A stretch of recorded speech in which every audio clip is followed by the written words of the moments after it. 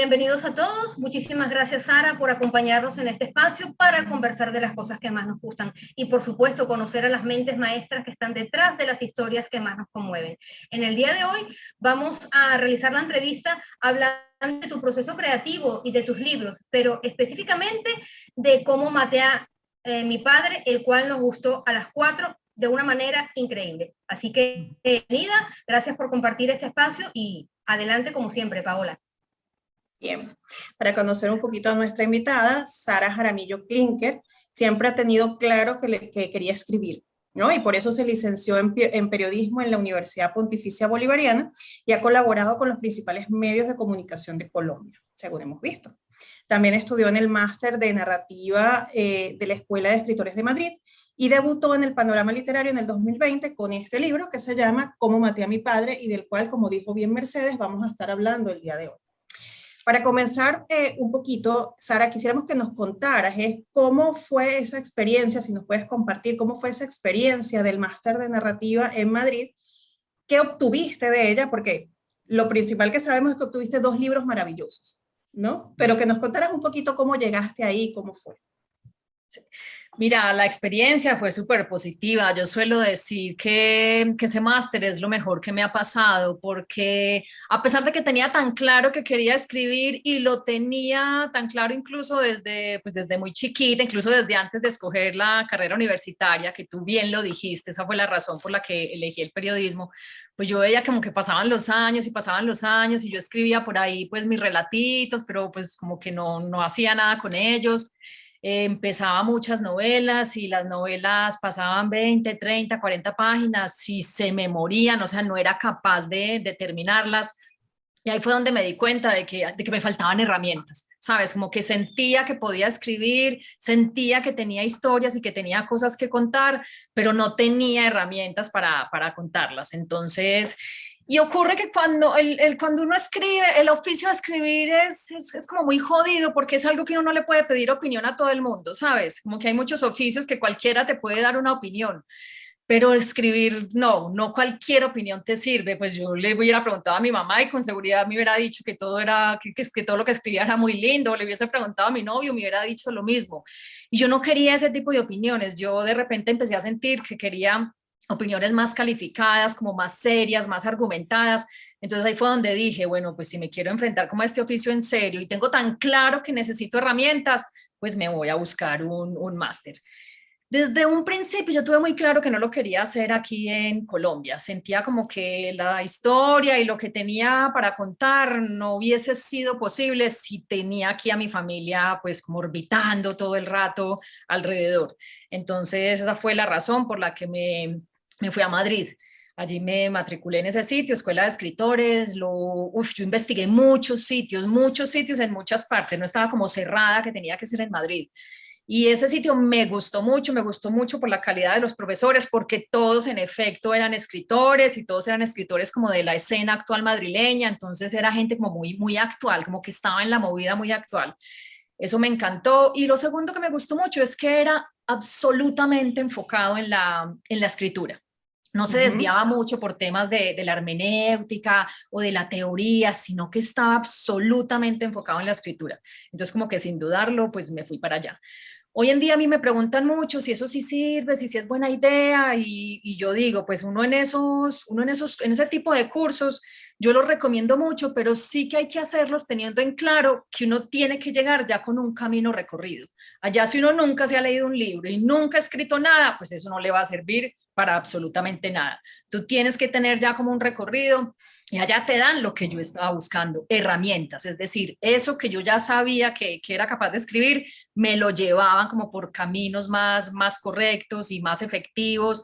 Y eso para mí fue así absolutamente revelador, que muchos de esos caminos yo, sobre todo cuando uno es lector, intuitivamente uno lo sabe, pero allá te ponen palabras, ¿por qué funciona este personaje? ¿Por qué funciona este conflicto? Eso te lo muestran y uno como lector, uno dice, sí, yo medio intuía que la cosa era por ahí, pero no sabía explicar por qué, pues allá te lo explican. Y al hacértelo así de evidente, de repente ya cuando empiezas a escribir ya con esa nueva información te das cuenta de que en efecto pues escribir sí tiene mucho de musas y de inspiración y de ese halo mágico que rodea la escritura, pero que también tiene mucho trabajo de escritorio, mucho trabajo concreto, mucho trabajo teórico y de herramienta y de carpintería, que eso es lo que nadie ve, porque todo el mundo ve como la parte bonita de la escritura, pero eso por debajo es un armazón impresionante que tiene así como un montón de trabajo. Entonces, bueno, esa fue como mi experiencia con el máster, y por eso yo sí le recomiendo mucho a la gente que me dicen, ay, esto yo quiero escribir, ¿qué hago? Y eso es lo primero que yo le digo, apúntese en un curso, porque uno lo que necesita es opiniones, y uno pedirle opinión, pues lo que les decía en un principio, son opiniones que no se le piden a cualquiera, hay que buscarlas calificadas, gente que sepa, que te destruya lo que escribiste si es malo, porque eso se agradece mucho, eso duele un montón, pero se agradece mucho al final. Entonces, si el que esté interesado en escribir, eso sería una muy buena idea, como para medirse uno mismo, si tiene como la garra como escritor y el aguante y el callo también que se necesita para todas esas opiniones que no siempre son pues, como tan amables. Es cierto. Bueno, y si no lo tienen, se lo tendrán que hacer, porque si quieren ser escritores, hay que exponerse a eso en algún momento. Sí, de acuerdo. Sí, y es cierto esto que decís, que hay mucho trabajo detrás, no solo escribir, sino también corregir, y eso lleva mucho tiempo. Entonces, también nos interesaba saber cuánto tiempo pasó más o menos desde que vos empezaste a plasmar las primeras ideas hasta que se convirtieron en una novela. Mira, en Cómo maté a mi padre, ese proceso duró 2 años, como los 2 años que duró el máster. Yo quiero aclarar que yo no me fui a hacer el máster teniendo como en la cabeza que iba a escribir Cómo maté a mi padre. Yo me fui al máster pensando que iba a escribir Donde cantan las ballenas. Esa era como la idea inicial que yo tenía. Y con esto quiero decirles que Cómo maté a mi padre salió de una manera como muy inesperada. Y hoy en día agradezco mucho que haya sido así, porque yo creo que ese libro, si lo hubiera planeado y lo hubiera escrito con mucha conciencia de que iba a ser un libro y que iban a pasar cosas con él y que esa historia iba a terminar leyéndose en un montón de países por un montón de gente, yo creo que me hubiera dado mucho susto escribirlo y me hubiera paralizado y no hubiese escrito ni una sola línea. Entonces yo hay veces como que yo agradezco como esa ingenuidad mía cuando empecé a escribirlo. Eso salió porque, pues como en las primeras clases empezaron a pedir relatos y cosas, y pues uno siempre tira de lo conocido, de las historias como que tiene al lado. Yo siempre digo que los escritores novatos siempre tiran mucho de lo autobiográfico, porque es lo más fácil, pues porque ya tienes la historia, ya tienes los personajes y ya es sentarse a elaborarla literariamente. Entonces digamos que es el camino más fácil. Entonces, pues yo tiré de ahí, sinceramente no pensaba que era una historia así como muy grande, pues porque recuerden que yo soy de Colombia y no solo de Colombia, soy de Medellín y soy de la generación de los 90, en donde vivimos como la época más difícil como ciudad, estaba Pablo Escobar vivo, pasaban un montón de cosas, explotaban bombas todos los días, era como muy terrorífico todo. Y dentro de ese panorama, podría decir, y esto es como muy doloroso de decir, que era muy normal que a alguien le mataran a un familiar cercano o que en las familias pasara como algo trágico, eso era súper normal, con lo cual para mí mi historia no era nada del otro mundo. Sin embargo, yo en ese máster recuerdo que la primera historia que escribí fue sobre ese tema, y que está allí en el libro, pues yo después la arreglé mejor y la incluí, que es la de la vez que me intoxiqué con las chocolatinas. Y la menciono porque esa historia siempre se contaba en mi familia como algo muy chistoso. Como, ay, sí, la vez que Sara se comió 40 chocolatinas y se intoxicó, y esto era súper chistoso. Era una anécdota, un mero anécdota familiar. Sin embargo, cuando yo la empecé a escribir, yo me acuerdo que yo la escribí y yo decía, ay, no, esto no es chistoso, esto es súper triste, esto es la historia más triste del mundo. Y ahí me di cuenta de que esas historias mías, que entre otras cosas mi familia está llena de anécdotas porque era una familia muy, muy extraña, pues con 5 hijos, con trillizos a bordo, vivíamos en un sitio muy distinto donde vivía todo el mundo. Entonces yo me di cuenta que todas esas anécdotas, todas tenían como un trasfondo, y ese trasfondo estaba muy ligado a la ausencia del padre. Y entonces yo empecé a tirar por ahí la escritura. Y cuando yo empecé a leer esos primeros textos en clase, porque sí que hay que leer en esos cursos y en esos máster, todo lo que uno escribe lo tiene que leer en voz alta frente al grupo, que eso es dificilísimo de hacer. Y yo empecé a leerlo y yo recuerdo que la gente, pues mis compañeros y los profesores se conmovían un montón y salíamos de clase y me abordaban y me seguían como preguntando, vení, pero ¿qué pasó aquí o qué pasó asá? Ay, no, ¿qué fue esto tan impresionante?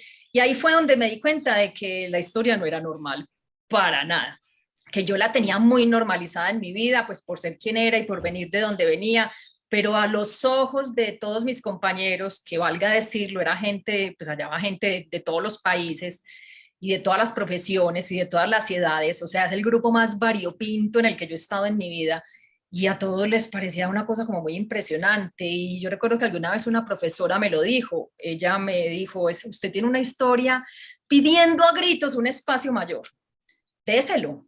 Déselo a ver qué pasa. Recuerdo que ella me dejó como esa inquietud el último día de clase y yo seguí escribiendo, más que nada para mí. Como decía, bueno, pues sí, voy a hacerlo, pues y ya que estoy aquí, ya que me gasté todos mis ahorros para estar aquí, lo voy a hacer lo más literariamente posible.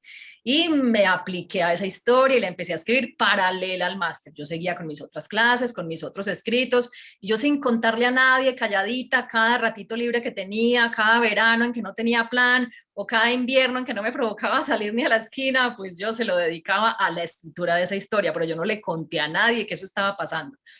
Con lo cual pasó el primer año del máster, en el segundo año ya sí se aborda el gran proyecto del máster, en mi caso era ballenas, a mí ni siquiera se me ocurrió que debía hacer esa historia como parte del máster, y eso yo lo tenía tan al margen y tan sin aspirar a que fuese a pasar algo con ello, que ni siquiera se me ocurrió que pudiera ser mi trabajo de máster. Y entonces el segundo año estuve escribiendo paralelamente las dos. Y era muy bacano porque en Cómo maté a mi padre era la historia pues que me ponía triste. Yo lloré un montón escribiendo eso. Para mí fue más triste escribirlo, yo creo que hasta vivirlo. Porque cuando uno lo vive, uno es más fácil como hacerse el tonto con ciertas cosas que uno no quiere asimilar, pero cuando lo estás escribiendo, eso sí te obliga a asimilarlo y a asimilarlo a fondo y a reflexionar un montón sobre todo eso, y eso duele mucho, mucho, mucho. Entonces Probablemente, yo escribía... probablemente sí. Lo estabas también procesando a la vez. Sí, claro, total. Yo muchas de las cosas de mi vida y de mi familia solo las entendí 30 años después, hasta que me senté a escribir. Y yo me sorprendía mucho porque decía, ay no, pero ¿cómo es posible que yo nunca haya visto esto, que yo no me haya dado cuenta de esto? O sea, me parecía muy insólito.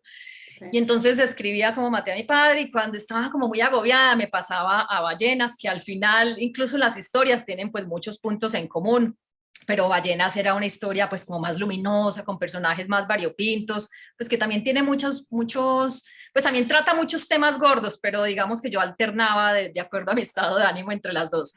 Total que en esos 2 años escribí las dos, pero les digo pues que dedicada por completo. Yo tuve muy claro que si me había ido a escribir, me había ido a escribir. No me había ido a rumbear, no me había ido a hacer amigos, no me había ido a trabajar. Yo me había ido a escribir y yo me encerré a escribir 2 años. Yo nunca había como abrazado un proyecto con tanta pasión y con tanto ánimo y con tanto interés.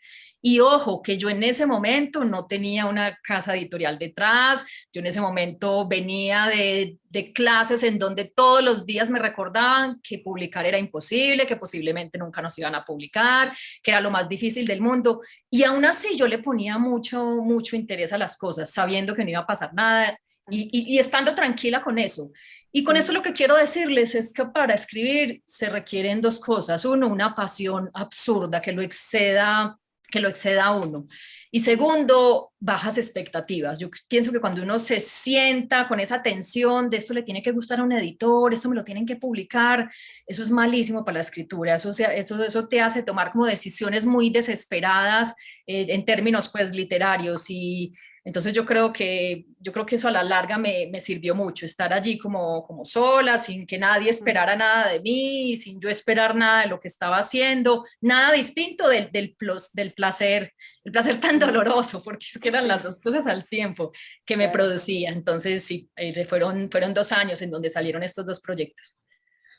Qué bueno.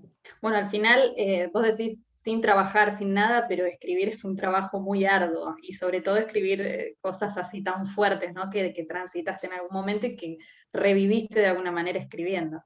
Así que me alegro un Sí, montón de que haya salido, sí. sí, Algo y lo así. menciono es porque tener ese lujo es algo como muy imposible para cualquier escritor, darse el Sí. lujo de decir yo durante los próximos 2 años no voy a producir, sino que me voy a dedicar a algo con lo que posiblemente no pase nada. Eso es una decisión muy riesgosa en la vida Sí, que y es un lujo que en serio ni siquiera como los escritores más consagrados se pueden dar. Yo he hablado con escritores ya con muchos libros publicados y todos dicen vivir de esto es imposible, hay que hacer un montón de trabajos alternos. Y con esto quiero decir que sí, que el trabajo de escribir es inmenso y que el privilegio pues, que yo tuve al darme esos 2 años fue como el regalo más grande que yo me he dado en mi vida. seguro. Bueno, y Sara, dado que tus primeras 2 novelas surgieron así de una manera un poco inesperada, como parte de esta ejercitación literaria que ibas haciendo con el máster, nos gustaría saber de qué forma y en qué medida vos sentís que fue cambiando tu proceso de escritura desde entonces. O sea, cómo escribís ahora, en diferencia a cómo empezaste escribiendo esas novelas, ¿no? Que salieron un poco más accidentalmente. Sí, ¿No? mira, y lo hablaba con un amigo que también es escritor en esos días, y yo le decía, yo extraño mucho escribir como esa Sara de hace 3, 4 años que no era nadie y que nadie esperaba nada de ella, sentía como más libertad creativa y sentía más tranquilidad mental. Hoy se me dificulta mucho más porque entonces ya siento que listo, esto que escribo pues me lo va a leer una editora y de repente si le gusta o no, se publica o no. Yo siento como mucha presión y eso es malísimo para escribir. Y sí, eso yo siento que me ha afectado mucho. Y lo otro es que lo difícil, sí, escribir es muy difícil, pero hay otra parte que a uno nadie le cuenta, que yo recién descubrí después de que publiqué, y es que lo que uno escribe resulta que también hay que promocionarlo, ¿cierto? Y entonces hay que hacer un montón de actividades en torno al libro, ir a un montón de charlas y atender prensa, ir a ferias del libro y dar entrevistas, ir a clubes de lectura. Y eso es mucho tiempo, ustedes no dimensionan la cantidad de tiempo que yo me gasto en eso. Y yo a mi editora pues charlando le digo, ¿por qué nadie me informó de esto? Esto es impresionante, esto es casi que un trabajo de medio tiempo. Y siento que eso también me ha distraído un montón. Por ejemplo, ahora que estoy batallando con la tercera novela, a veces digo, a mí no me ha rendido nada, pues claro que me va a rendir si llevo 2 años en que no he parado, 2 años en que no he tenido un día en el que pueda decir, se lo voy a dedicar solamente a la novela. Entonces sí, yo creo que el proceso ahora, a mí se me está dificultando más ahora. Yo extraño mucho el anonimato de la Sara que escribió esas 2 primeras novelas, cuando no esperaba nada y nadie esperaba nada de ella. Sí, y que no tenías plazos, ¿no? Que cumplir y ese tipo de cosas, es cierto. Bien. El anonimato lo extrañan muchos escritores que han pasado por acá, lo han comentado en esperadas oportunidades. Me imagino que debe ser una sensación inquietante. Bien, nos estuviste contando en estas primeras preguntas que el máster fue muy importante para ti, pero quisiéramos saber si de haber tenido una infancia distinta, no tan traumática o con experiencias tan complejas, te hubieses volcado igual de lleno con la escritura, con esta pasión que tienes ahora. Yo estoy segura de que sí, Mercedes, porque yo ya era muy lectora, pues incluso cuando ocurrió lo de mi padre, yo ya venía de ser absolutamente lectora. La razón es incluso muy bonita. Mi mamá, la mejor amiga de mi mamá, era bibliotecaria de un colegio. Y entonces ella pues veía a mi mamá como tan encartada con 5 hijos, que yo recuerdo que en mi casa ya siempre nos estaba mandando libros o salíamos a vacaciones y lo primero que llegaba era una caja, o sea, caja que ella había seleccionado con títulos pues para que nosotros nos entretuviéramos durante esas vacaciones tan largas.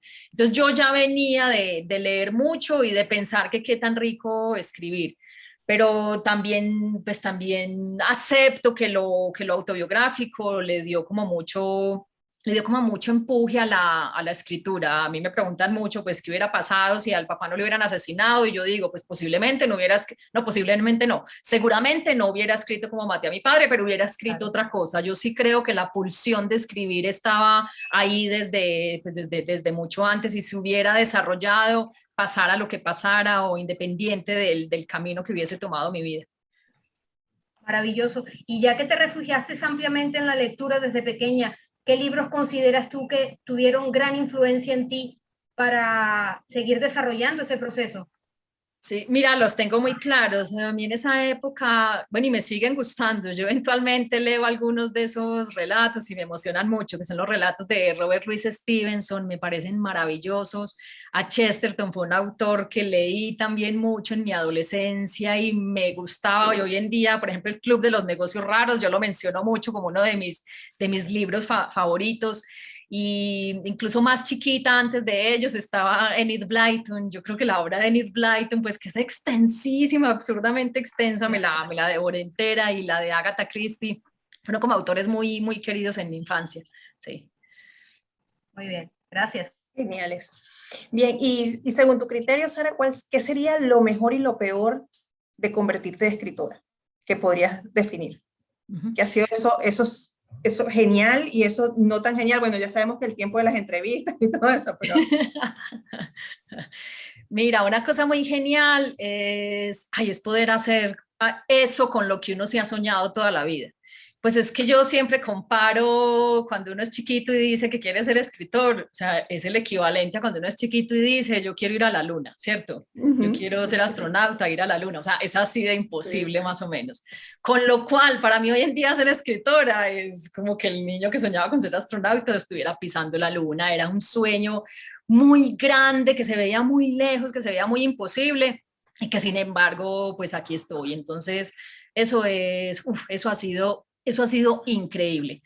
Lo segundo que me gusta mucho es que yo les voy a confesar que a mí el periodismo me frustraba demasiado. Me frustraba mucho porque yo siempre buscaba como notas que se salieran de lo común, ¿saben? A mí no me gustaba que me mandaran a cubrir las cosas gubernamentales ni las ruedas de prensa de la policía, porque eso era como todo lo mismo. Pero siempre buscaba historias raras y personajes raros, y tenía que pelear un montón en el noticiero para que le abrieran campo a esas historias, y me frustraba mucho porque yo recuerdo que cuando las estaba escribiendo o las estaba editando, yo siempre decía, ay, esta historia sería tan increíble si le metiera esto, si le quitara esto, o si a este personaje le variara esta característica, cosa que por supuesto no se puede hacer en el periodismo. Entonces pues me ajustaba a la realidad y me frustraba mucho porque sentía que le podía sacar más punta a esa historia si estuviera haciendo ficción. Y por eso otra de las cosas que más me gusta para responderte también es eso, tener la capacidad, tener la libertad creativa para hacer lo que a mí me dé la gana con un personaje y con una historia. Eso me parece un superpoder, me parece increíble, o sea, es algo que disfruto un montón. Y lo malo, sí, ya mencioné el anonimato, ya mencioné la cantidad de tiempo que me quitan las entrevistas, y hay otra cosa, y es que escribir es gozoso y es algo que uno disfruta, pero también es algo que se sufre mucho, es algo que se sufre un montón, porque la escritura genera mucha inseguridad. Mucha inseguridad. Uno, pues no importa, es que un día escuché una entrevista de Vargas Llosa, y Vargas Llosa decía pues que tenía publicado 60 y punta libros, y que él todavía cada vez que iba a publicar algo, pues le daba inseguridad pensar si la gente lo iba a recibir, si le iba a gustar o no. Yo decía, ay no, si esto es Vargas Llosa con 60 libros, ¿yo qué puedo esperar? Entonces esa inseguridad es impresionante, y lo he conversado con otros amigos escritores y todos la sufrimos mucho. Y una de las razones es que hay ciertos artes y ciertos oficios que tú, mientras más los hagas, puedes estar segura de que cada vez te va a quedar mejor. Por ejemplo, un carpintero, después de hacer 10 veces la misma silla, estoy segura de que la 11ª vez que la haga, la puede hacer con los ojos cerrados y le va a quedar perfecta. Mientras que cuando tú escribes, tú nunca tienes esa certeza. No importa cuánto éxito haya tenido tu novela actual, a lo mejor la siguiente es un fracaso absurdo. O que tanto te haya alabado la crítica a cierta obra, la siguiente a lo mejor te van a dejar por el suelo. Entonces eso, yo creo que de ahí proviene la inseguridad, no importa qué tanto se escriba, qué tan bueno uno crea que es, siempre está la posibilidad de fracasar, y es una frase que yo digo mucho: escribir es fracasar, porque es que ustedes ven ya el texto editado y el texto bonito y el texto presentable, pero detrás de un texto así hay un montón de tachaduras del editor, hay un montón de rechazos, hay un montón de veces en que has pensado, yo por qué me metí en esto si esto es tan difícil, a mí quién diablos me mandó a meterme aquí, y ay, eso duele mucho también. Entonces en estos días una amiga me decía que había leído una frase que decía que es mejor haber escrito que escribir, que claro, después de que las cosas están escritas y ya tienes la seguridad de que funcionan, pues listo, es muy bueno poner la cara, pero mientras eso llega a ese punto en que funcione, es muy, ay, para mí es muy, sí, es muy martirizante, es muy martirizante. Entonces digamos que eso es como otro fantasma que cuando uno se dedica ya como en serio a escribir, tiene ahí todo el rato, como el angelito y el diablo, tiene ese rato, ese diablito ahí diciéndole,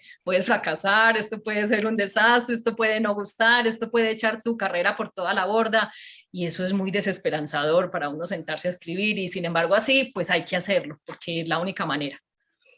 Es así. Sí. Nos reímos mucho es porque Ayelén también es escritora y ella es muy crítica consigo misma, ¿no? Entonces, por eso nos hizo tanto ruido y mira, pero dije Pero en es el cierto, clavo, y por eso le ¿vieron estábamos... que Es horrible, cierto? es cierto que es horrible, es horrible. Sí, la inseguridad está siempre. Incluso yo estaba pensando mientras te escuchaba que si de pronto escribís un éxito y a todo el mundo le encanta, la presión es aún mayor en el siguiente libro, porque es como que tenés que alcanzar esas expectativas o superarlas. Entonces, sí, la presión es enorme. Sí, Pero bueno, sí. perdón, has hecho muy buen trabajo con ambos libros, es una delicia leerte, la verdad. Pero yo sí te voy a confesar algo, Ayelén. Yo después de haber lanzado Como maté a mi padre, pues yo ya tenía, a mí cuando Lumen me fichó con las dos novelas, pues como que me dijo, vamos a publicar Como maté a mi padre, y ya habían leído Ballenas y les había gustado, y de una vez en el contrato empaquetaron las dos.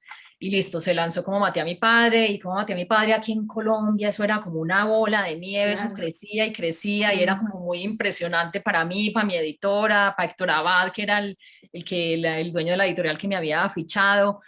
Era como muy sorprendente para todos, y luego se lanzó en España le tenían una fe así como impresionante al libro, habían hecho galeradas, habían hecho como un montón de expectativa, y el libro se lanzó y empezó también a funcionar. Y entonces ya cuando la editora empezó, bueno, vamos a pensar en fecha para Ballenas, yo estaba aterrorizada, a mí a veces me provocaba decirle, ay no, yo ya no quiero publicar eso, porque sentía que la gente había leído Como maté a mi padre, que le había gustado, y ya me estaban preguntando, yo quiero leer más, estoy ansiosa por leer más, y como tanta expectativa me la hizo pasar muy mal. Los meses previos a la publicación yo estaba aterrorizada, y yo volvía y leía, y decía, no, pero a mí la novela me gusta, pero volvía y me aterrorizaba, y fue súper difícil. Yo lo lancé con mucho miedo, y bueno, al final eran ese producto de esas inseguridades de las que estábamos hablando. Pues la novela funcionó muy bien, la gente la recibió muy bien, y he notado que los que la leen son en su mayoría lectores que venían de Cómo maté a mi padre. Bueno, y ya que veníamos hablando justamente de que tu primera novela fue como un poco inesperada o que no estaba en tus planes, que nunca la escribiste para publicarla, ¿cómo fue que llega el manuscrito a la editorial Lumen? Eso fue lo más fortuito del mundo. Yo ya estaba terminando mi máster, ya me iba a devolver para Colombia, y tengo una amiga que se había recién ido a vivir a Madrid. Y antes de yo devolverme a Colombia, ella me dijo, mira, no te vas a ir sin que nos despidamos, salgamos a comer. Además estaba estrenando novio, y entonces quiero que lo conozcas. Y durante la comida hablamos mucho del máster y de lo que estaba haciendo. Ella había leído un par de capitulitos porque yo se los había mandado, pues porque es una amiga muy cercana y muy querida. Y ella me preguntó mucho sobre la novela, y bueno, yo le conté, y después como a las semanas me escribió y me dijo, ay, mira, yo no te había contado, pero mi novio es sobrino de Héctor Abad, y yo le di a leer los capítulos que tú me mandaste, pues me tomé ese atrevimiento, y él te manda a preguntar si se los puede mandar a Héctor, y yo, pues claro. Y entonces a Héctor le llegaron un par de capítulos, Total, que yo me estaba recién devolviendo de Madrid, recién asentando como otra vez aquí en Medellín, y de la editorial de Héctor me escribieron preguntándome si tenía ya un manuscrito, pues como listo para mostrar. Entonces yo se los mandé como con esa incredulidad, ¿sabes? Como que cuando me dijeron, listo, los hemos recibido, en cuanto tengamos una respuesta te la haremos saber. Y yo sabía, porque había tenido profesores editores, que cuando una editorial dice, en cuanto tengamos una respuesta, pueden ser 6 meses, puede ser un año o puede no ser nunca. Entonces yo lo mandé y me quedé como muy tranquila. Y muy tranquila fue que a la semana me llamaron y me dijeron que ya lo querían publicar y que estamos en septiembre y que lo querían publicar en diciembre, y yo como que no tuve tiempo de asimilar todo. Y con tan buena suerte que después de haber firmado con Angosta, yo tuve que ir a Madrid a una reunión con editores. Allá la escuela propicia como unos encuentros con editores donde uno tiene que hacer un pitch, donde tiene 5 minutos para convencerlos de por qué al menos debería tomarse el trabajo de leer tu novela.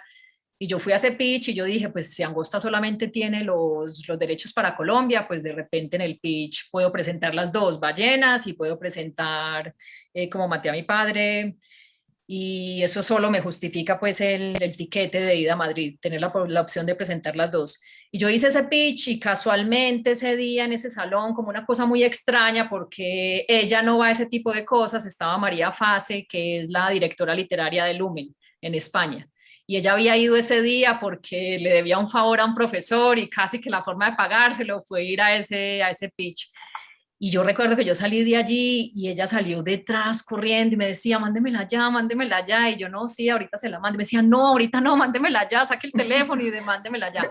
Y yo se la mandé, ese día la leyó.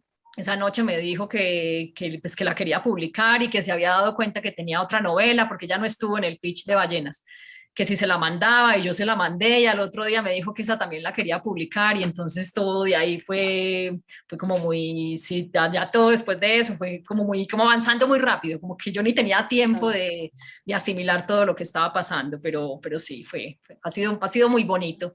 Y lo más impresionante de todo es que es como ver que un suceso que fue tan doloroso en el pasado para mí, para mi familia, hoy nos trae alegría, ¿sabes? Porque el libro nos ha traído una alegría detrás de otra, y pues yo siempre digo, ay, yo a los 11 años, como lloré a los 11 años, yo que me iba a imaginar que 30 años después me iba a estar riendo y iba a estar sintiendo alegría debido a este suceso. O sea, es una cosa como muy extraña y muy ambigua y muy agridulce, pero sí, ha sido increíble. Sí, qué increíble realmente. Y también los tiempos tan cortos, porque como decís, por lo general con las editoriales lleva tiempo todo, y eso habla bien de lo especial de la novela, creo yo.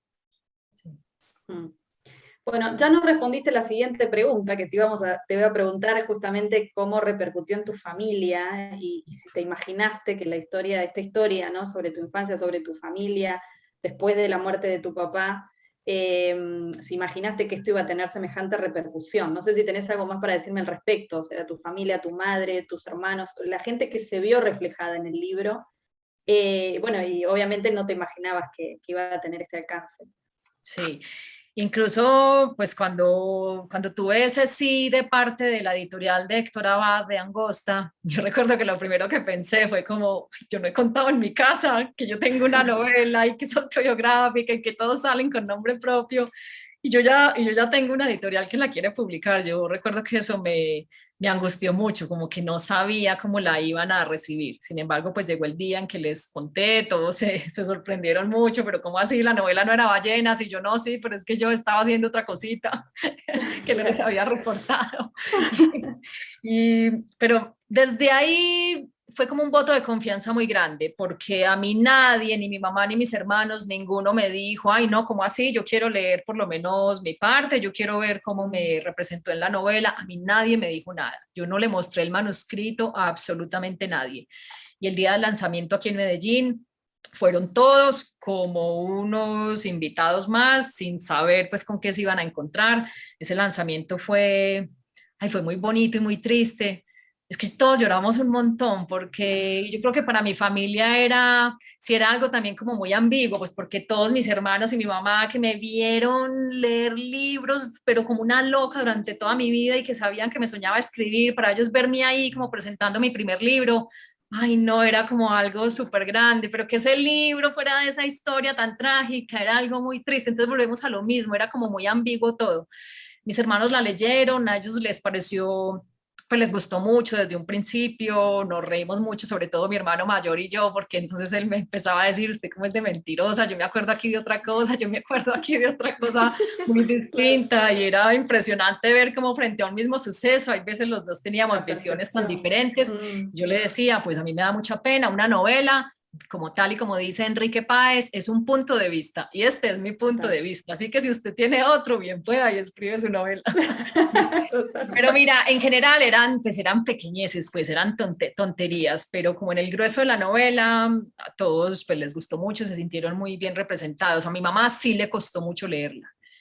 Mucho, mi mamá se demoró un montón en hacerlo y al final lo hizo pues porque no se aguantaba a todas sus amigas llamándola a preguntarle y a decirle que ellas ya la habían leído y lo que les había generado. Mi mamá no la había leído y era, ay no, sí, sí, qué bueno por Sara, pero ella no la había leído, o sea, no tenía nada que decir y al final tuvo que hacerlo porque la presión era mucha, no podía opinar porque no la había leído y yo digo que la leyó por pura presión, se encerró un fin de semana en su cuarto, la leyó de corrido, lloró todo ese fin de semana. Pero al final le pasó lo mismo que a mí, así como yo lloré escribiéndola y luego la publiqué y ya como que solté el tema, a ella le pasó lo mismo, lloró mucho leyéndola y se sintió triste por muchas cosas y me reclamó porque no le había contado otras tantas, pues porque me las había guardado, pero ya como que soltó eso. Y lo más bonito de todo es que la novela puso ese tema del cual nadie hablaba en casa y del cual yo nunca había hablado de muchos de esos temas, por ejemplo, con mi hermano, a pesar de que los vivimos juntos. No hablo de los trillizos, porque los trillizos estaban muy chiquitos y ellos no se acuerdan de casi nada. Ellos las versiones que tienen es porque se las hemos contado. Pero con mi hermano mayor, con Santi, sí habíamos vivido las mismas cosas. Y sin embargo, no las habíamos hablado nunca. Y el libro nos posibilitó eso, ¿sabe? Nos posibilitó que un domingo, a hora de almuerzo, que es donde nos reunimos pues todos como con la mamá, pudiéramos hablar de ese tema y ya no desde el dolor ni desde la angustia, sino a raíz de la novela, como desde otro punto mucho más amable. Y yo creo que eso, aquí eso como familia ha sido como muy bonito y muy mágico y muy intenso. Entonces eso sí que se lo tengo que agradecer a la novela. Pero bueno, pasando a Donde cantan las ballenas, cuyo estilo presente es el realismo mágico, un estilo que me encanta en los libros desde la época de Gabriel García Márquez. Además, es un estilo difícil de lograr. ¿Fue un estilo que adquiriste de manera consciente para con este libro o es porque te gusta realmente el realismo mágico? Mira, Mercedes, la respuesta es muy curiosa porque cuando yo empecé a escribir ballenas, yo no pensaba que estaba haciendo realismo mágico. Porque muchos de los sucesos que hay allí consignados pues están basados en mi propia experiencia, pues al fin de cuentas, tal y como relato en Cómo maté a mi padre, yo vivía en una finca y era una zona todavía como muy selvática y había muchos animales y había muchas plantas y había un río y era como un sitio medianamente parecido a pues Parrucas, mucho más exuberante y más exótico, pero digamos que el germen de esa novela está como en la casa de mi infancia. Entonces yo no pensaba que estaba haciendo realismo mágico, sino que cuando leía algunos capítulos en clase, mis compañeros, sobre todo los que eran de España, me lo hacían ver y me decían, ay no, pero ¿qué es esto tan mágico? Esto es impresionante. Yo decía, no, eso pasó en mi casa. Y es que en mi casa pasaban, pues imagínense uno en un sitio así de exuberante con 5 niños, en mi casa pasaban cosas todos los días. Entonces, por ejemplo, la escena esta de las abejas que invaden la casa y que después llovía miel del techo, eso sí que ocurrió en mi casa. Que el señor Santoro, por ejemplo, le dispare a las nubes cada vez que va a haber una tormenta, eso está basado inspirado en el vecino de finca que tiene un cultivo de flores de exportación y le da mucho miedo cada vez que va a llover porque teme que caiga granizo y que el granizo perfore el follaje de las flores que él va a exportar. Entonces cada que el cielo se pone allí negro, uno oye balazos o oye voladores y es él realmente disparándole a las nubes. Entonces son como un montón de cosas que de verdad hacen parte del imaginario de mi infancia. el que haya un árbol de mangos en la mitad de la casa. En mi casa de la infancia creció un papayo en la mitad del patio, porque allí llegaban unas guacamayas y les poníamos papaya, y ellas pues se las comían y desechaban las frutas, y un día nació ahí un papayo, y era un papayo que desentonaba totalmente, pues en un sitio muy extraño. Mi mamá, que es tan naturalista y tan botánica, nunca lo dejó cortar, y ese papayo estuvo ahí toda la vida. Entonces mira, muchas de esas cosas son como juzgadas como realismo mágico, y yo siempre sentí que estaba contando muchas cosas de mi infancia. Y creo que en estos países donde pasan como este tipo de cosas, y Gabriel García Márquez lo decía mucho, ¿no? Para el realismo mágico, es que esto es la costa colombiana, en la costa colombiana sí que ocurren cosas extrañas. Entonces, digamos que a mí no me molesta que lo cataloguen de realismo mágico, porque me encanta. Me encanta, a mí esos toques de magia o de surrealismo en las historias me gusta mucho, porque, saben, yo a veces digo, ay, pues para la realidad pongo los noticieros o leo el periódico. Claro. La literatura nos permite hacer uso como de ese tipo de elementos. Ay, a mí me encanta encontrármelos, es algo que me gusta mucho. Entonces, bueno, sí, esa es la razón por la que la novela ha sido catalogada así, y bueno, pues yo feliz. Bien, hace un rato estabas mencionando que hay muchas similitudes en la novela, ¿no? Y nosotras como lectoras efectivamente también las vimos. Hay temas como adicciones, el abandono, la ausencia de uno de los padres, la negación, y esa niña tratando de adaptarse a ese abandono, a esa realidad donde te falta un papá, ¿no? Pero ¿cuáles consideras, Sara, que son los principales elementos que puedes diferenciar estas dos novelas? Mira, pues lo primero es como el género. Digamos que Cómo maté a mi padre está inscrito dentro de la novela autobiográfica, y Ballenas está inscrito dentro de la ficción. Lo segundo es el narrador. Cómo maté a mi padre está escrito en primera persona, pues porque, como dije, es autobiográfica, y ese es el narrador que se usa en primera persona. Y cuando empecé Ballenas, pese a que yo adoro la primera persona, a mí me encanta cuando empiezo un libro y me doy cuenta que es en primera persona, para mí es lo máximo, independiente de que sea autobiográfico o no, es un narrador que me gusta mucho, que siento que me habla al oído. Y cuando empecé Ballenas estuve muy tentado, incluso lo exploré en algún momento, y después dije, no, yo necesito diferenciar más estas novelas, y sobre todo necesito probarme que soy capaz de hacer otro narrador, pues porque dentro de la técnica literaria es bien sabido que el narrador más fácil de hacer es el de primera persona. No se le va a uno nunca lo deja por ahí olvidado, uno nunca se equivoca escribiendo en primera persona, mientras que en el uso de otros narradores es muy fácil equivocarse, es como los errores más fáciles que yo detecto en los escritores así como novatos, que se les va el narrador muy fácil. Entonces digamos que esa es otra de las diferencias. La ausencia paterna, yo siento que, bueno, la ausencia paterna es la misma, así el papá se muera o así el papá haya abandonado, yo creo que el dolor es el mismo, pero eso sí quise hacerlo muy diferenciado, pues también por poner algo distinto. Y dije, pues si pongo que el papá se muere, pues ya sí que me va a quedar una cosa como muy igual. Además, porque yo cargaba una pregunta desde que era muy niña. Desde que ocurrió lo de mi papá, yo recuerdo que en el colegio tenía una compañera a la que le había pasado que su papá los había abandonado, así como le pasó a Candelaria, pues como que un día agarró sus cosas y se fue sin dar explicaciones a nadie. Y tenía otra que tenía un papá alcohólico. Entonces digamos que el papá estaba en casa todo el día, pues estaba echado en el sillón bebiendo, o sea, era un papá ausente también. Y nosotras tres, pues ustedes pueden imaginarse, tres niñas de 12 y 13 años que en los recreos deberían estar conversando, no sé, de los vestiditos de la Barbie, y nosotros hablábamos de qué era peor, si que el papá lo abandonara a uno, si que el papá lo mataran o que el papá fuera alcohólico. Y claro, cada una defendía su punto. Yo decía, ay, no, es peor que lo maten a uno. La del alcohólico, ay, no, es horrible verlo ahí todo el día en la casa borracho. Y entonces como que siempre crecí haciéndome esa pregunta. Y cuando empecé Ballenas, me acordé un montón de esas conversaciones que teníamos y de esos momentos. Y dije, bueno, si tengo claro que no lo voy a hacer otra vez con papá muerto, pues voy a explorar, partiendo de esa pregunta, voy a explorar qué es peor. Entonces voy a usar un papá ausente. Entonces esa es pues otra de las diferencias, que el papá es ausente, y al final llegué a la conclusión de que al final es muy lo mismo, o sea, la ausencia es ausencia, provenga de donde provenga. Y otra Otra diferencia yo creo que está en los personajes. Pues obviamente los personajes de Cómo maté a mi padre pues son reales, son mis hermanos, los conozco demasiado bien, mientras que en Ballenas busqué personajes, yo necesitaba personajes que le ayudaran a crecer a Candelaria, porque sí que tenía claro que quería hacer una novela iniciática, porque yo adoro todo lo iniciático. Y entonces dije, pues yo no voy a meter ahí personajes por meter, voy a meter personajes que de una u otra manera le dejen algo a ella, o le enseñen algo, o la empujen a algo.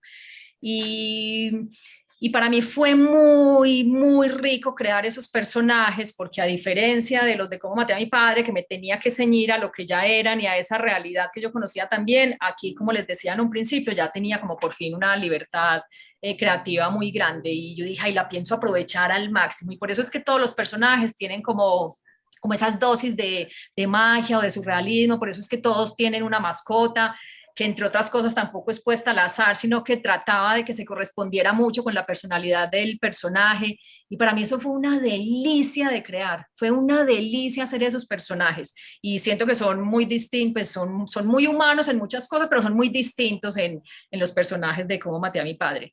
Y por último, otra gran diferencia, yo creo que es la estructura. Cómo maté a mi padre son como pequeños capitulitos, incluso yo intenté que fueran todos muy cerrados. Incluso cuando nosotros estábamos editando el libro, con la editora nos dimos cuenta que nosotros podíamos alterar el orden de esos capítulos y no pasaba nada, la historia se seguía contando y seguía funcionando de la misma manera. Y de hecho cambiamos mucho el orden, mucho, mucho, mucho. Yo tenía como un orden propuesto y ella me dijo, no, pasemos este para el final, pasemos este para acá, y empezamos como a moverlos y ahí fue donde nos dimos cuenta como de esa plasticidad de los capítulos. Y los movimos pues sin que nada pasara. En cambio, Ballenas sí tiene como una estructura más, exacto, es mucho más lineal. En Ballenas no se podría hacer eso, sería impensable.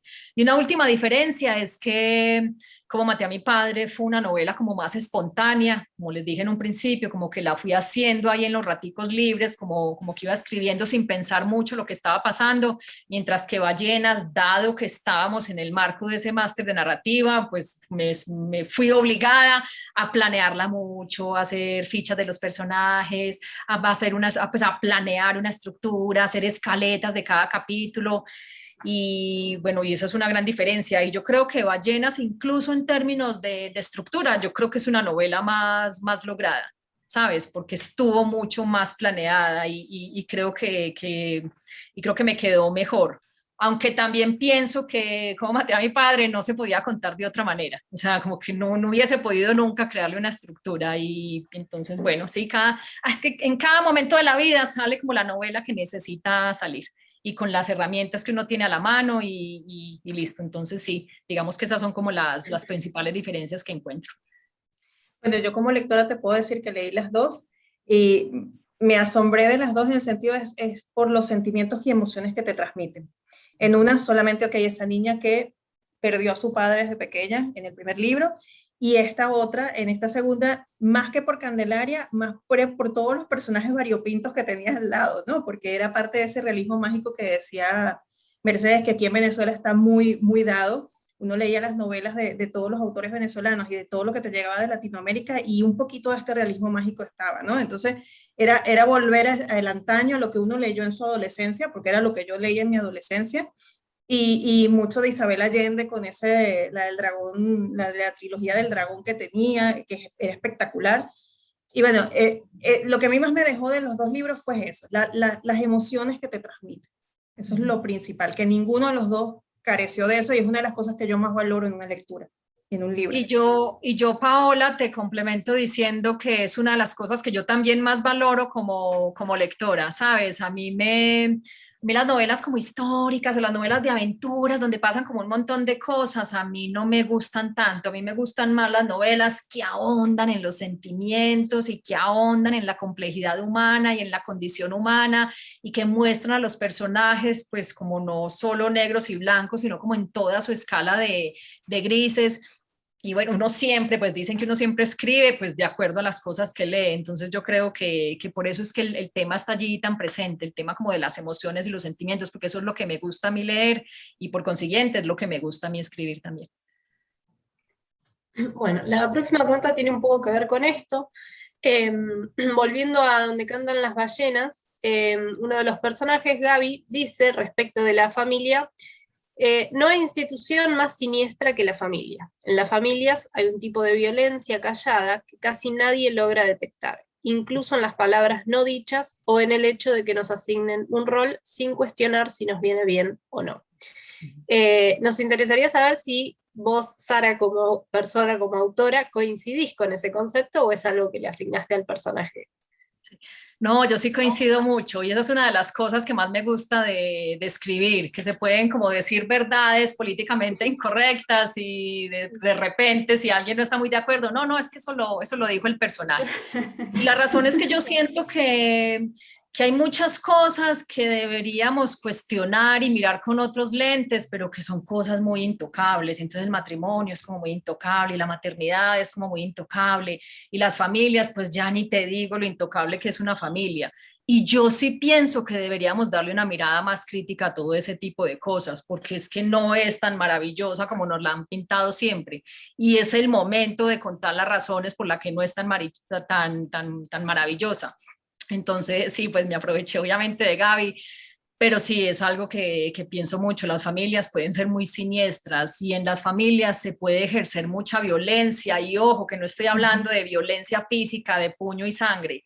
Hay tanta violencia en una niña a la que le dicen, usted es la que tiene que cuidar al papá enfermo mientras todos van y se dan la gran vida. Hay tanta violencia en eso como en un golpe. Es más, creo que hay más violencia en eso, pues porque el golpe, listo, se te pasa el morado y ya queda el resentimiento y ya está, mientras que lo otro es como ponerte una cadena súper pesada de la cual no te puedes zafar. Entonces yo sí creo que hay que cuestionarlo y valoro mucho que haya hoy en día también como muchas escritoras hablando de este tipo de temas y bajando de pedestales como ciertas cosas, como les dije ahora, la maternidad, el matrimonio, las familias, el amor romántico, ¿cómo les parece el amor romántico? Es que es hora también de cuestionarlo y de mirarlo de manera más crítica y yo por eso valoro tanto que haya hoy tantas mujeres escribiendo, porque creo que eso no se había cuestionado antes, pues porque como que solo escribían hombres y a ellos no les interesaba mucho que las mujeres hablaran mal de la maternidad o del matrimonio, porque entonces iban a quedar sin con quién casarse. Y sí, yo sí creo que hay que ser más críticos con ese tipo de cosas. Entonces, pues se lo endilgué a Gaby, pero sí es algo que yo pienso mucho. Reconozco muchas de esas violencias en mi propia familia, no solo en mi núcleo cercano, sino pues incluso en el núcleo más amplio y creo que hemos sido como muy permisivos con esas cosas, como muchos machismos, muchas violencias allí soterradas y que está mal decirlas. Todavía en mi casa cuando yo las menciono como que hay como cierto escozor, o sea, todavía es un tema muy difícil de tratar y precisamente por eso creo que es necesario hacerlo. Creo que es un poder y una responsabilidad que tenemos los artistas, ¿no? Que decían, Sí. No recuerdo qué autor escuché que decía eso, decía como que nosotros, que la escritura, como todo el arte, tiene una función social, más allá de que nosotros se lo querramos aceptar o no, lo tiene. Entonces sí, coincido plenamente con vos. Bueno, ahora te vamos a hacer algunas preguntitas que nos dejaron nuestros seguidores y nos parecieron muy interesantes para hacerte. Una de ellas, por ejemplo, todos hemos notado que tu rostro aparece en las cubiertas de los libros, de las publicaciones de Lumen. Y nos gustaría saber si vos tuviste algo que ver con esa idea o es algo que te plantearon o cómo fue que surgió eso. Sí, bueno, aparece en la de Cómo maté a mi padre, la de ballenas no soy yo. ¿No sos vos? ¡Ah! No, muy esa no soy parecida. yo. En Cómo maté a mi padre fue cuando yo estaba en Madrid, pues que había cerrado el contrato con Lumen. Recuerdo que la editora me dijo, mira, te voy a proponer que hagamos una sesión de fotos, pues para sacar la foto de la solapa y esto. Entonces al otro día yo estaba con un fotógrafo allá haciendo esas fotos.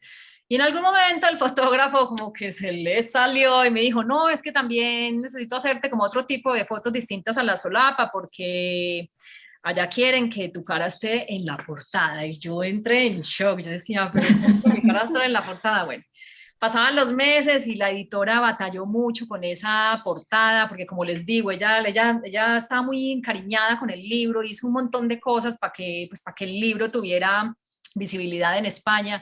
y ella me decía, no he podido dar con una portada que esté a la altura, pero seguimos buscando, total que pasaban los meses y yo no tenía portada, pero en el fondo tenía como mi angustia de, ay, ¿será que se van a usar mi cara y donde no me guste la foto que use, que elijan? Y eso me angustiaba mucho. Total que el día en que llegó el esperado correo en donde decía, ya tengo la portada, en un rato te lo mando a tu email, ya te voy a mandar la portada que he elegido para tu novela. Es decir, eso no tenía reversa, eso ya estaba elegido. Usted no sabe la angustia que yo pasé en esos minutos subsiguientes mientras esperaba el email, pensando, fue madre, donde a mí no me guste, ¿yo qué voy a hacer? Esa portada va a estar en el libro. Y fue una cosa absolutamente angustiante. Al final pues llegó, fue como muy raro verla, pero digamos pues que me gustó. Pero sí, no es algo que yo ni hubiera pedido, a mí es que ni se me hubiera ocurrido, ni se me había pasado nunca por la mente, pero bueno, no, fue bonita y creo que lo trataron muy bien, que le pusieron como ese tema natural también que me identifica como de muchas maneras, entonces, bueno, digamos que pasó la prueba. Y la de ballena no soy yo, pero sí tuve mucho que ver con la portada porque el diseñador tuvo, que es el mismo, si ustedes ven la portada, tiene como muchos elementos, similitudes, se nota claramente pues que está diseñada por la misma persona. Ese diseñador tuvo la delicadeza un día de escribirme, decirme que le habían encargado la portada de Ballenas, que le había estado hojeando el libro, pero que estaba muy abrumado porque se había dado cuenta que había allí muchos elementos visuales de los cuales él podía pegarse para incluir en la portada, pero que le ayudara a decidir cuáles eran, pues porque él quería como darme gusto y ponerlos realmente importantes. Y entonces yo me acuerdo que yo le decía, tiene que aparecer una guacamaya, pero no cualquier guacamaya, tiene que ser esta, una arambigua, y le mandaba fotos de la arambigua. Tiene que aparecer una orquídea, pero no puede ser cualquier orquídea, tiene que ser una catleya, que es la orquídea insignia de Colombia, y le mandaba la catleya. Tiene que haber una serpiente, pero no cualquiera, tiene que ser amarilla, como la de Gaby, y le mandaba la serpiente. Y digamos que él como que lo agarró todo y se las ingenió para involucrar todos esos elementos. Es una portada que me gusta un montón, o sea, como que resume el libro y lo dota de una magia y como de un halo ahí vegetal muy, muy bonito, que me gusta mucho. A mí esa portada me encantó desde la primera vez que la vi. Sí. Una de las preguntas que también nos dejaron tiene que ver con el título de Cómo maté a mi padre, que para muchos les parece un título fuerte, pero al mismo tiempo de impacto. ¿Cómo surgió la idea de ese título? ¿Exclusivo tuyo o tuvo que ver la editorial?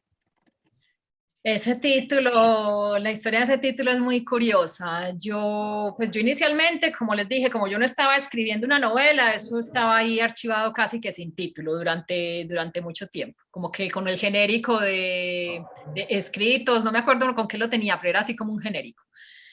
Y después a mí un día cuando me dio como por mirar cuánto llevaba escrito y lo imprimí, vi que tenía un montón ahí de capítulos y empecé como a pensar, ay, ¿será que esto podría convertirse en una novela?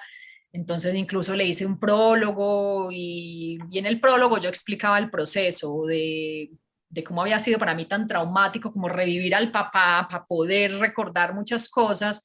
Y luego cuando terminé, pues o cuando estaba terminando, tenía esa figura tan viva y estaba otra vez soñando con él, pero es que era como si hubiese acabado de pasar todo.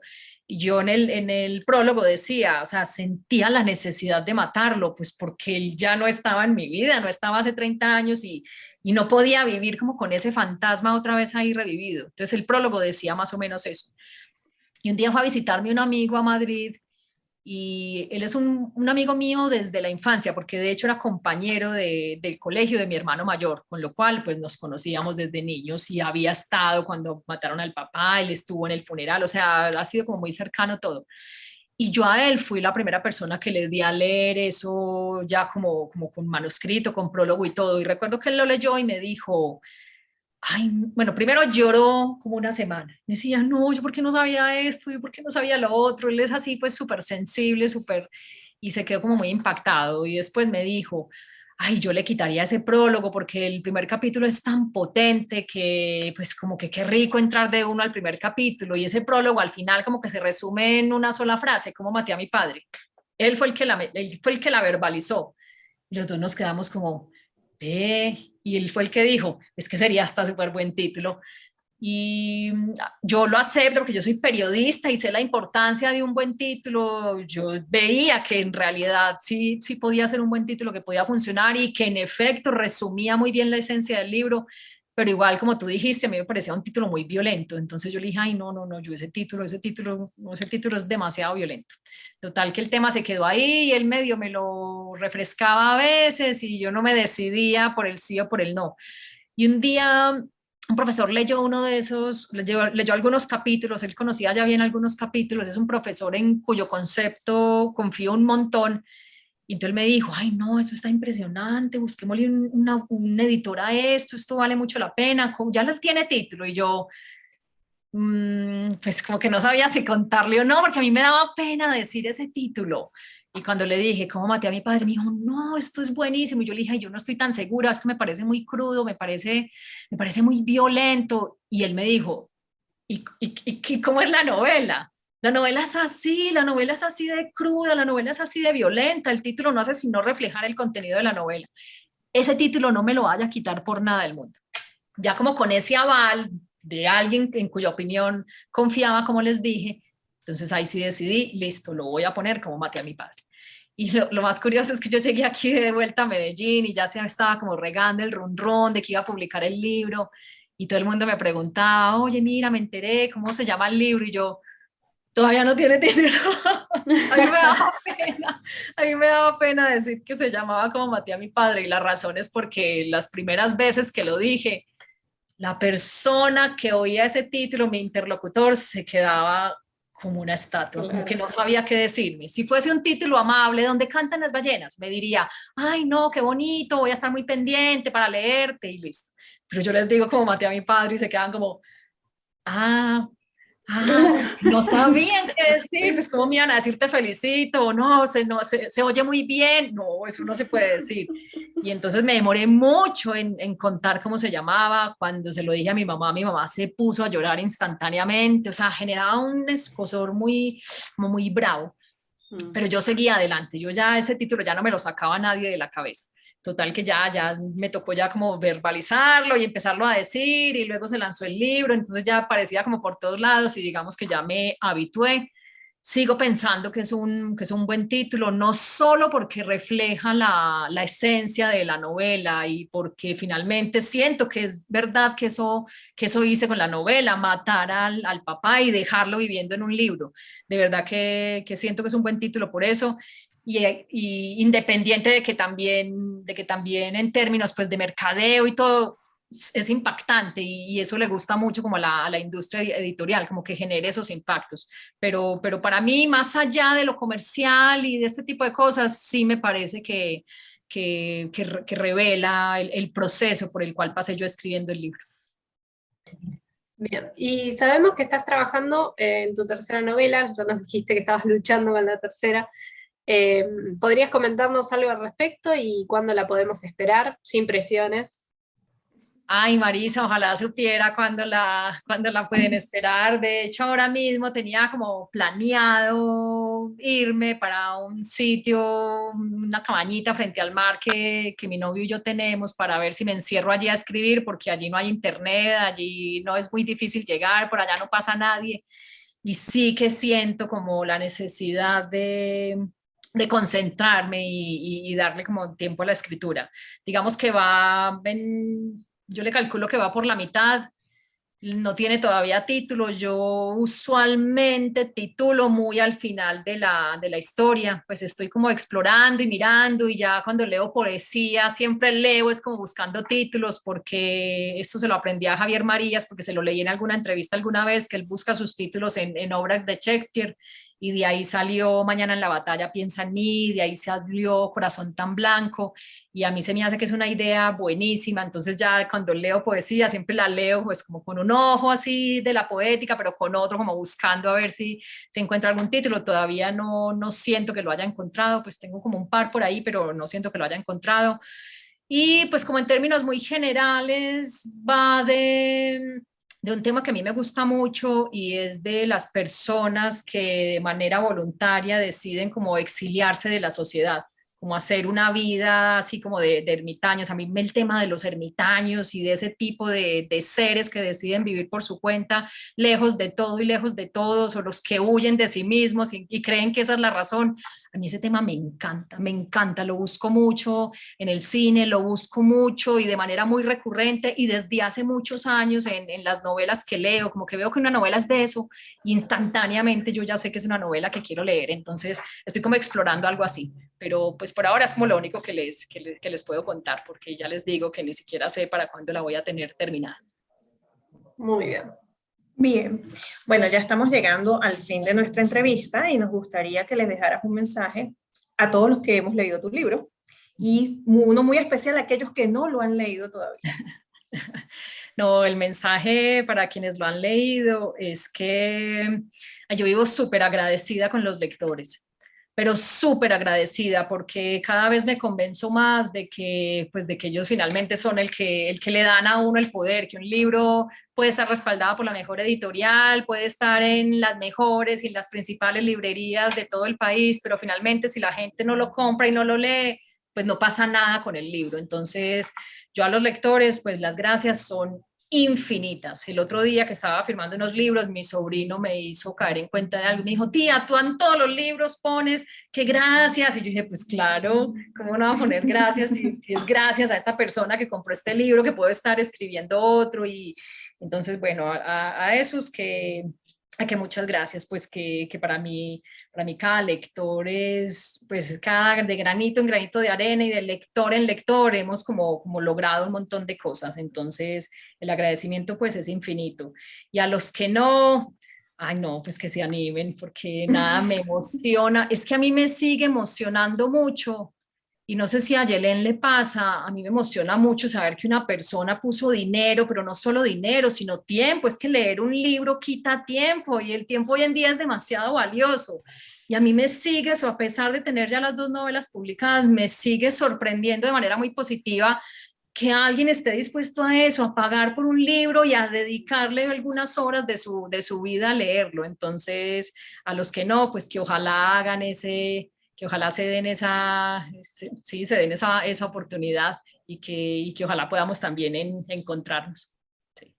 Totalmente. Encontrarnos digo en las letras, ¿sabes? Porque sí que siento que cuando uno lee un libro, uno a veces está leyendo a uno mismo a través de ese libro y para mí ese es como el encuentro máximo entre el lector y el autor. Sí, totalmente de acuerdo en todo lo que has dicho. Bueno, ya llegamos al final de la entrevista, así que bueno, quiero agradecerles a todos por acompañarnos. No se olviden de dar like a este video, suscribirse al canal y activar la campanita para no perderse ninguna de las entrevistas futuras. Y muchas gracias a vos, Sara, por habernos acompañado, por habernos abierto tu corazón, habernos contado todo esto. Hemos disfrutado muchísimo de tus novelas y les aconsejamos a todos que le den una oportunidad porque realmente vale la pena. Ay, no, muchas gracias a ustedes por este momento tan bonito. Yo siempre digo que no hay nada que me guste más que hablar de literatura, entonces nada, pues espero que nos podamos encontrar en alguna otra ocasión y en algunas otras páginas de otros libros. Muchas gracias a ustedes.